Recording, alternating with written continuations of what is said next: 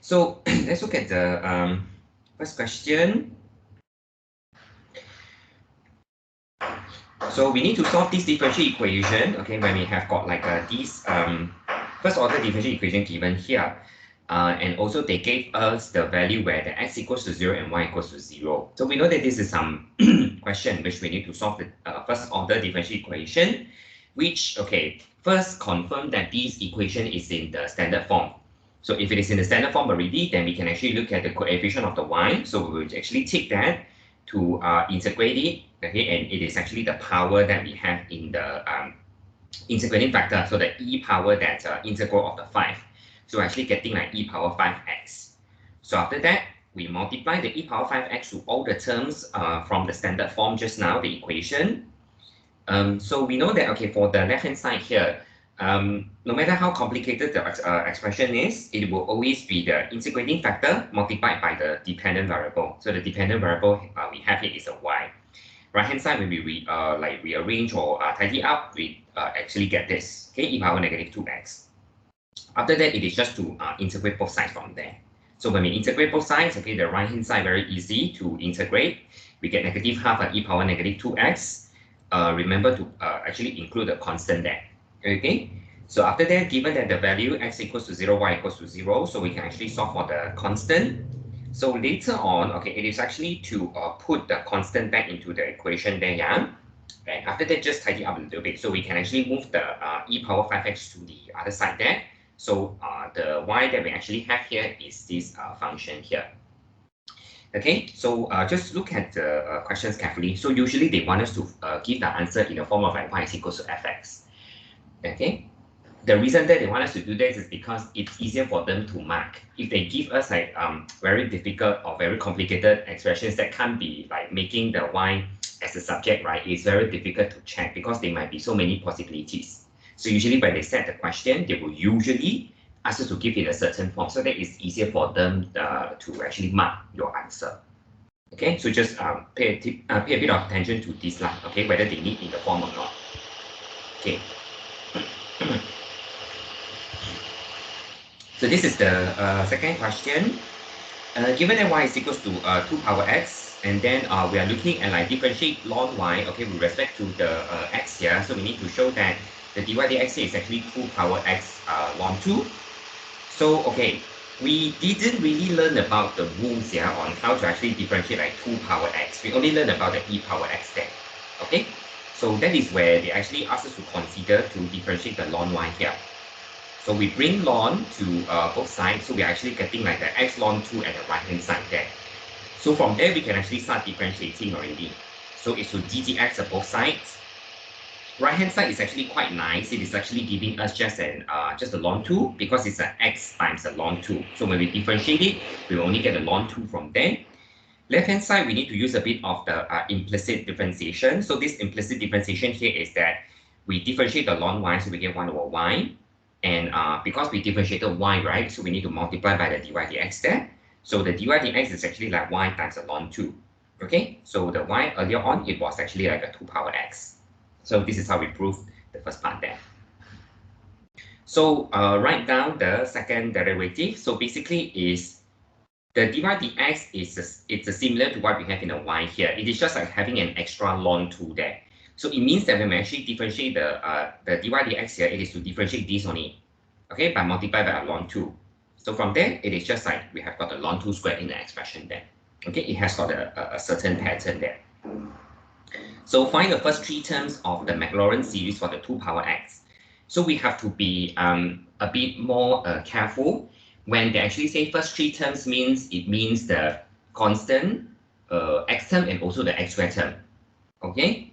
In the case that there are some values of like those what I actually mentioned, right, which is like the constant term, x term, and the x squared term, which we need the y divided x and the d squared y, right? If we found out any 0 from here, right, we need to differentiate one more time, such that we can actually get the next term. Then only we will get the first 3 terms there. Okay, so for this, it's good. We will always get like some non-zero values. Okay, when x equals to 0, we sub into the y divided x and the d squared y dx squared. It gives us some value there. And we just need to actually like put all the values there into the formula, okay, for the Maclaurin series there.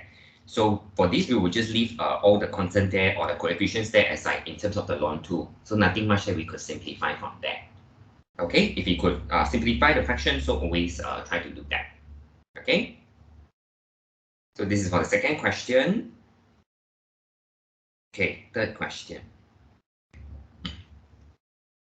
So find the roots of the equation, which is z cubed is a -1 minus I, giving your answer in the form of like r e power I theta. So to actually do this, right, okay, we need to recall, yeah, how do we actually find the roots of the complex number? The first thing that we need to do is we need to really like find out, okay, what is actually this modulus and the argument. Okay, this is a modulus and the argument. So what we actually have here is, okay, we could actually write the z cube in this form. Okay, and what we can actually do next is that, okay, we can actually move the cube over so that the Z2 is actually being powered by 1/3.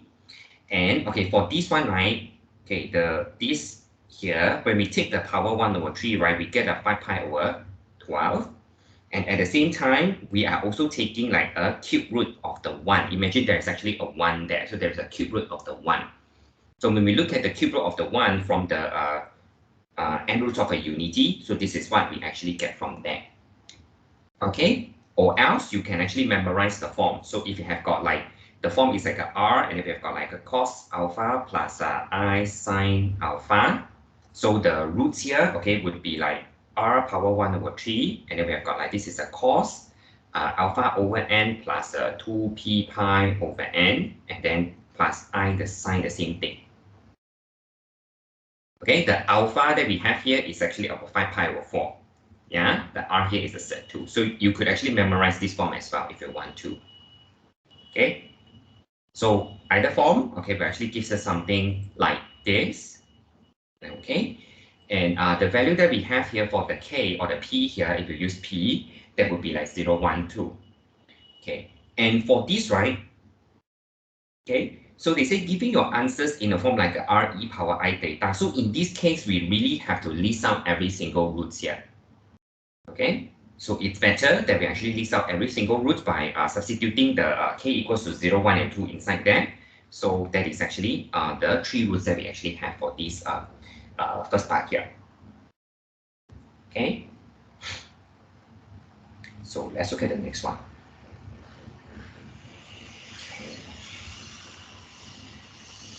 Next. So let W, okay, to be Z1 power 3k, Z2 power 3k plus Z3 power 3k, where k is a positive integer, and this Z1, Z2, Z3 are the 3 roots that we have just now.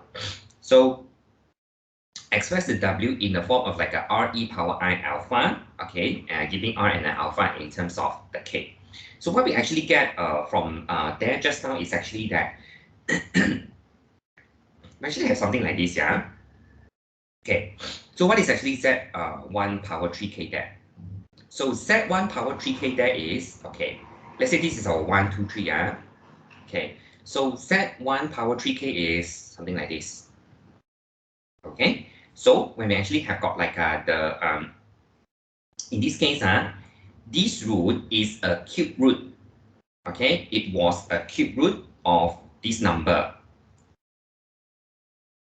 Okay, so when we actually power 3k means we take the cube of it, okay, and then we further power k from there.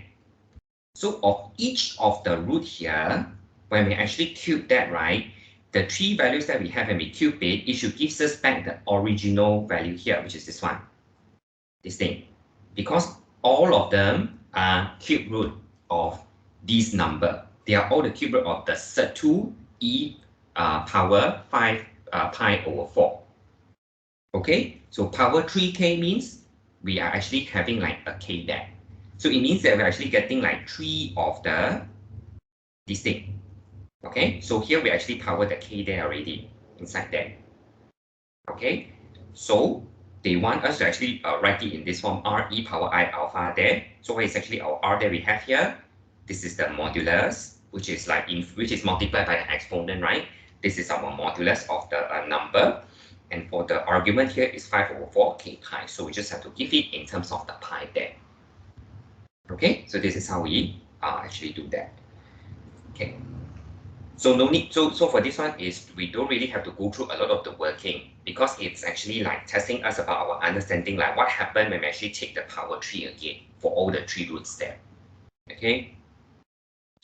So let's look at the next question. Yeah, so I guess there's nothing much already. Okay. Let's look at this question about the area of the rectangles. This is to actually use the consider the sum of these rectangles to show that we have got the integral from 0 to 1 x squared is less than this set of the rectangles here. So for this is actually not difficult. Usually the figure given is for us to work with the part A one. Okay. So for the part A, we just need to identify what are the heights, okay, of the rectangle. So the height starts from the 1/n for x, and then at last it actually goes to 1 for the x set. So when we actually add up the heights, right? Okay, when we actually add up the heights, to get the area, it is to multiply by 1/n because the width, okay, the width of this is 1/n. Okay, so the heights are given by 1/n squared, 2/n squared, and so on until the last height here is a 1 square. So what we do is we factorize out the 1/n squared from all the terms here. So inside it is actually giving us this sum of the squares. So for sum of the squares, we just apply the formula from FP1. Okay, so this way we can't actually forget about the things in the FP1. Okay, so after that, just do some cancelling, expand. So this is what we get. Okay, and of course, we also have to mention that what is actually mean by the 0 to 1, yeah, okay, for this integral of the x squared there. So just mention something about, okay, it is actually the area under the curve. So then we can actually reach this conclusion here.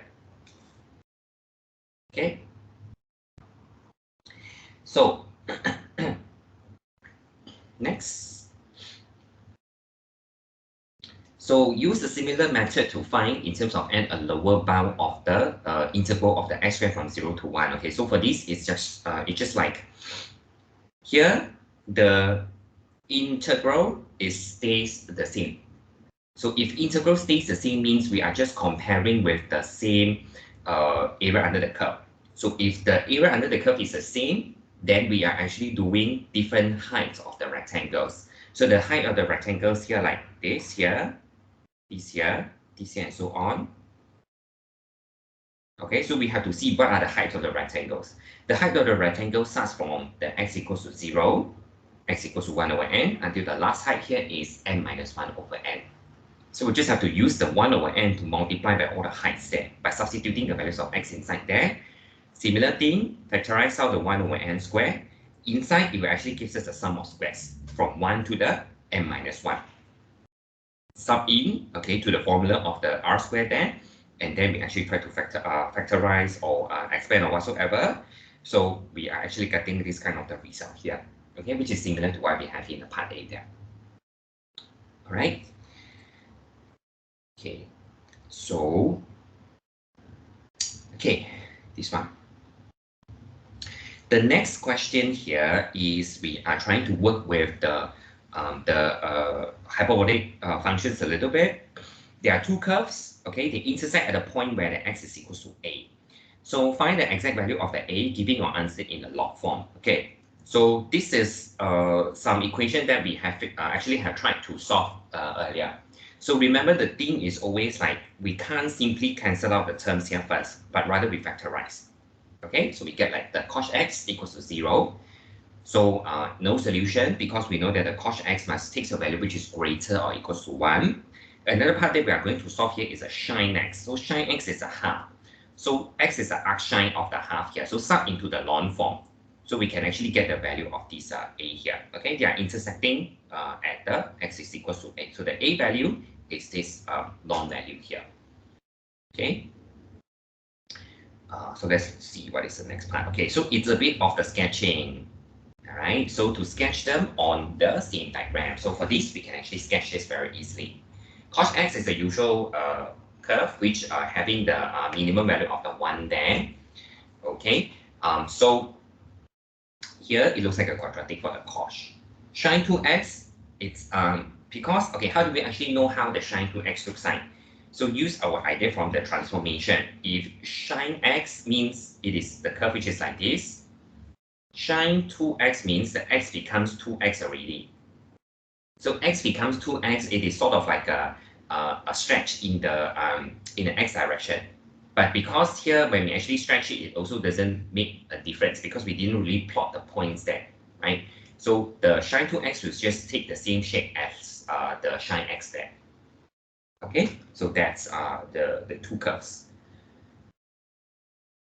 So find the exact value of the length of the arc C1 from x equals to 0 to the x equals to a. So C1, okay, is the function where the y is equals to cos x. Then we have got the dy dx. Okay, remember the formula to find the arc length for the Cartesian is we need to find the square root of the 1 plus the dy dx square. So the square root of the 1 plus dy dx square is like 1 plus sine square. So it is just nice that we can actually cancel that off, okay, using the identity. So 1 plus sine square is a cos square, and when we take the square root of it, it is a cos. Okay, so basically to actually integrate that, it is just like we are using the set of the 1 plus dy dx square to integrate from 0 to a. So here we have got to integrate the cos x, which we have got like the sine x, okay, from 0 to a. So we actually have like the sine a and the sine 0. Sine 0 is a 0. For the sine a, we don't need to actually purposely subtract the values of the a, yeah? Because from what we have actually found earlier, sine a is actually having like a half there. Because this is our a, right? So we just take the value of the half, then we can actually get this very nicely already. So there's no need for us to actually use the definition again to actually sub in the x. The x is a very ugly number, in fact. Okay, 1 plus 5 over 2. So we don't need to sub it back again because at last, we are just getting the sine a value, which is what we get from the part 1 just now. Okay, so we get like half. Okay. Okay, so we look at the next question. Okay, reduction formula.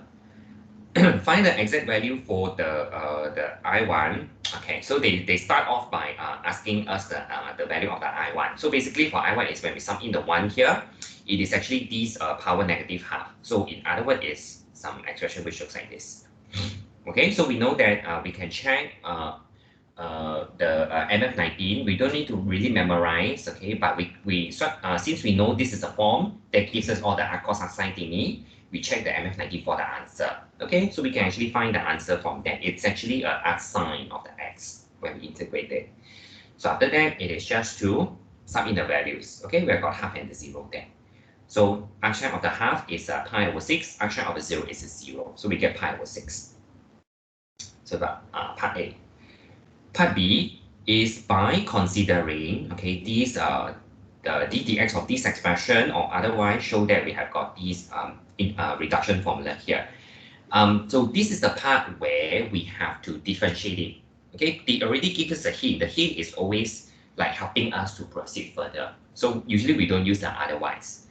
Okay, so they give us a hint already. So we got to differentiate that. Okay, so the ddx of this x 1 minus x squared power negative half n is that we need to use the product rule. The first one here is we differentiate the x, but we keep the bracket. Okay, next is we keep the x, but we differentiate the bracket. So for the bracket there is like, we need to bring down the power will be minus 1, and then we need to differentiate inside the 1 minus x squared. So differentiate 1 minus x squared gives us a negative 2x. Okay, the next thing is we just have to tidy up carefully. So we get like a nx squared, and then we have got like this, the rest of it. Okay, now we want to get the reduction formula. So that is where we start integrating both sides there. So when we integrate both sides, the left-hand side will actually have got the integral and the ddx will cancel off. The second term here is integrate this thing. The third term is actually integrate like this thing here. Okay, so we look at it slowly, yeah. Left-hand side, okay, it's the integral and the differentiation cancels off. So we just have to evaluate it as 0 and half. Basically, this one is a bit of the work that we need to do lah. We just have to sum in the values there and sort of tidy up a little bit. Okay, we look at it like from we just look at the left-hand side first. The left-hand side, as you actually do the simplifying, right, it's a bit of work to do because they just want all the tools at the top there. So this one, you have to move it up. The 4, you also need to consider like the things carefully here. So at last, it will actually gives us this kind of the constant. Okay. So done for the left-hand side simplifying. Okay, let's look at the right-hand side here. The right-hand side here, okay, this term here is actually our IN exactly. So it's very nice. The second term here, the technique that we always need to actually sort of like use here is that we actually have got like this is a n, okay, this is an n here that we can actually factorize it out.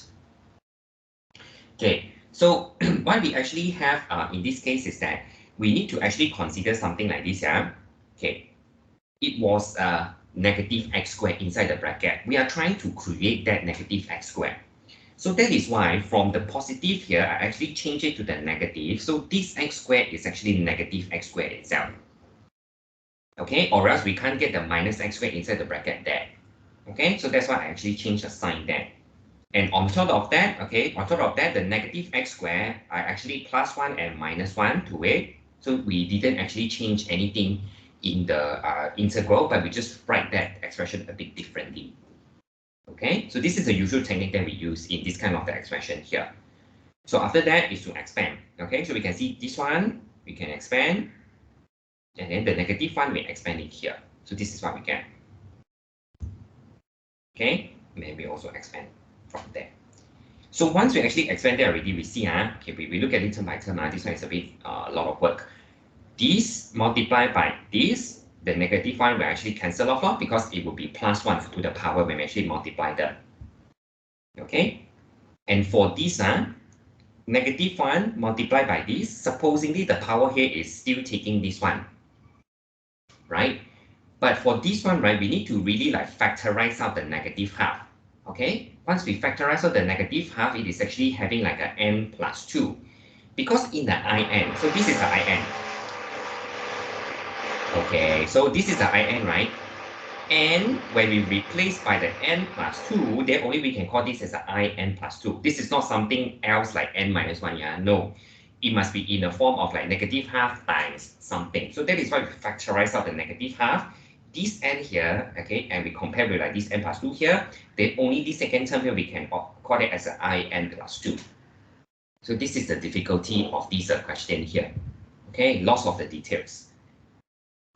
So after that, it's not a lot of the things once you actually like get to this stage is about like rearranging. So expand the negative n and then we just rearrange everything. So we are actually getting this kind of the expression here.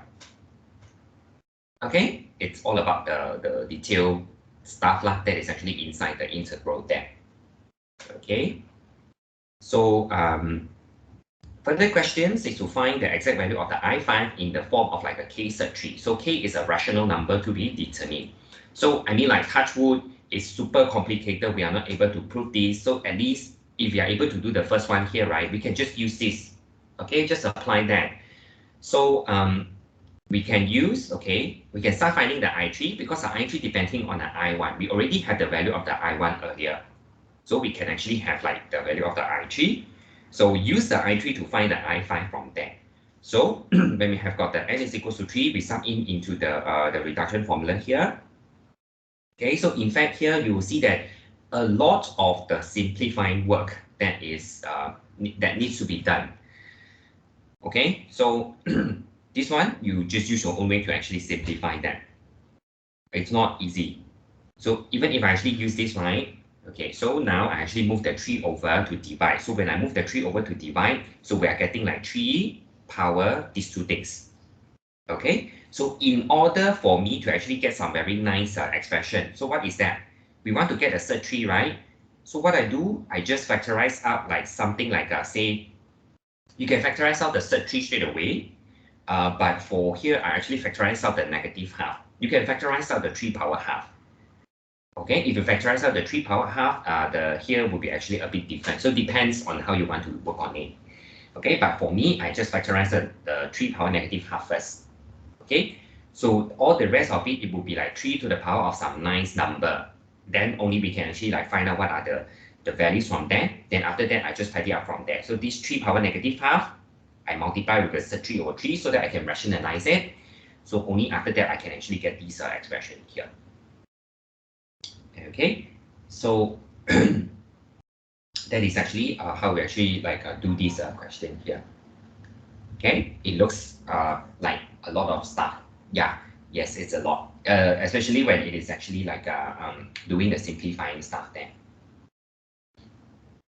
Okay.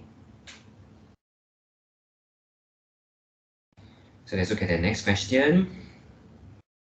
Okay. So it is given that the y is equals to t cubed y. Okay. So we have got this very complicated differential equation. So the part A is to reduce, okay, that differential equation into something which is this nice here. So what we could actually try to do from there is, okay, it depends on the relationship that they actually give us. Okay, so for this, right, it would be easier if you actually look at this as, okay, if you have got the x is equal to t cubed y, right, it would be easier if you use the dx dt. Okay, because what happens is that, okay, if you actually use the, I mean, if you use the dy dt, it's not wrong as well. It will sort of like gives us the value also. But here it's easier if we use the dx dt because x is already on its own. Okay, it's already on its own, so it's easier for us to actually look at that.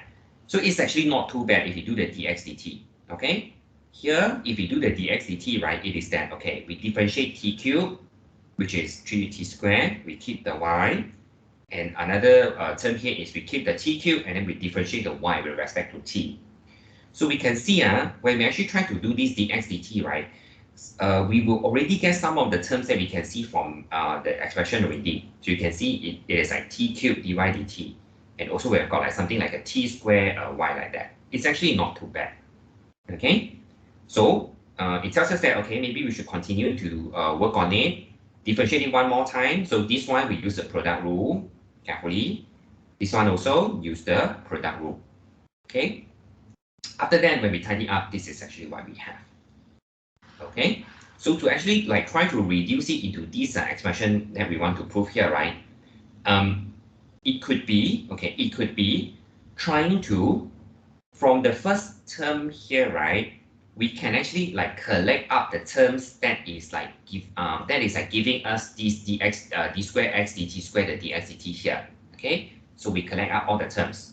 Like here we actually, like the first line that we see here, right, we actually split the terms and we just collect them and see, okay, this is giving us like the d square x dt square, and then we collect all the terms here, like it's giving us like dx dt and so on. So after that, we are actually like able to actually get these expression in here. Okay, these are the hard-earned marks. 4 marks there. Okay, quite a bit of work, but only gives us 4 marks here. It's actually quite a hard-earned marks there, to be honest. You just have to be careful. Okay, lots of work. So of course the part B here is the easy marks to earn, because like I say, touch wood, if we don't know how to get to here in the part A, right, we just solve like usual. Okay, just solve this DE as like a usual. So I mean, this second order is like again is like all the auxiliary equation. Okay, so with this complex root, we already know what is the form of the auxiliary equation that gives us this xc. So you just be careful of the variable. Yeah, it's x in terms of t. So this is like an xc. Okay, and then if you look at the right hand side, we have got the particular. So the particular here is a xp. Okay, xp. And what we actually do from there is we differentiate all the xp and then we substitute back into the differential equation, the left hand side, and we compare with the right hand side. So we can actually get the constant, the coefficient a here. So we're able to find what is the xp. So after that, just add back xc with the xp. And later on, just remember to change it back, yeah, because the x is actually t cubed y. Okay, x is t cubed y. So sub in the x is like t cubed y there, and then we just have to move the t cubed over, and it actually gives us the last expression, which is like this here. Okay, for this one, they didn't really give us the value lah to actually find like all the C1 and the C2 there. Okay, so this is our answer already. Right? Okay. So I guess it's the last question here. Okay, the last question here is we have got this System of linear equation, more or less, the questions looks the same. First part is to find the value, okay, which the system does not have a unique solution. Does not have a unique solution means the determinant is a 0. From here, we can actually like extract out what are the coefficients, and we just make it like say a matrix M. So expand the determinant. So easiest if we use the first column, or we use the last row to expand. It depends. So let's say I use the first column to expand. So we get a quadratic, and then we equate the quadratic to the 0 there. So we can actually solve the value of the A, which gives the modulus of the not modulus, the determinant of the MK is a 0. So this is some usual stuff. Okay. So part B. It's a bit different, okay, the way that they ask the question here. This is our matrix A, okay? This matrix A is given by this form. So they already straight away say that, okay, use the characteristic equation of the A to find the inverse of the A squared. So it's very special here. The first one, they already asked us to do the characteristic equation straight away. It's not like they asked us to find like eigenvalues and eigenvectors. So in fact, we can actually see that this is a triangular matrix. So this is an upper triangular matrix, whereby by looking at the matrix, we already know these three values are the eigenvalues. So from the eigenvalues, how do we get the characteristic equation? So we just need to like go backward. So the lambda here is like 3, 6, and also -2, right? So how did we actually get those eigenvalues? So it actually come from like this equation here. Okay, then only we will get all the values for the eigenvalues there. So from there, expand it to get some cubic equation. So that is where we get the characteristic equation of the A. So when we get this cubic equation involving the lambdas here, so replace them with the matrix A. So remember this one you have to put in like an identity here. So we get this one. Okay, now we want to find the inverse of the A squared. Inverse of the A squared is also A power -2. Okay, this is the inverse of the A squared. So with that, we just have to, okay, we want to get the A power -2, right? We just have to multiply A power -2 to all the terms inside there. So that it actually gives us something that is like this already. So we know that the A power -2, it is just depending on this. Okay, 1/36 of 7i minus the A. So they really want us to like not just finding the expressions, yeah. They need us to really find the value of that, yeah. So really do the calculation from that. 1/36 of 7i minus the A. So we can just leave our A power -2 in this form. If we multiply this one inside, it's very ugly. So we could actually just leave it in this form. Okay, so that's for our part B. So part C. So the find matrix P and the diagonal matrix D such that the A power 5 is a PDP inverse. So we have got, okay, in this case, right, we want to find the matrix P. So the matrix P is actually the eigenvectors. Okay, it's actually coming from the eigenvectors. So now, although they want us to find the eigenvectors for the A power 5, but we need to understand that the eigenvectors for A and the A power 5, they are just the same. So it's easier if you just look at what are the eigenvectors for the A first. Okay, so for the eigenvectors, we need to look at like the lambda I minus A, and then we sub in each of the eigenvalues here to find each of the eigenvector. So from here, we can actually get the vector P, the matrix P already. But for the matrix D, you need to be a bit careful. It's actually, we have got the eigenvalues of the original matrix. We need to power 5, okay? Because here they're actually asking for power 5. Okay, so we need to actually power 5 all the eigenvalues here. So this is the matrix D for the A power 5. Okay. So I guess that is all for the question. Yes. So just like that. Okay.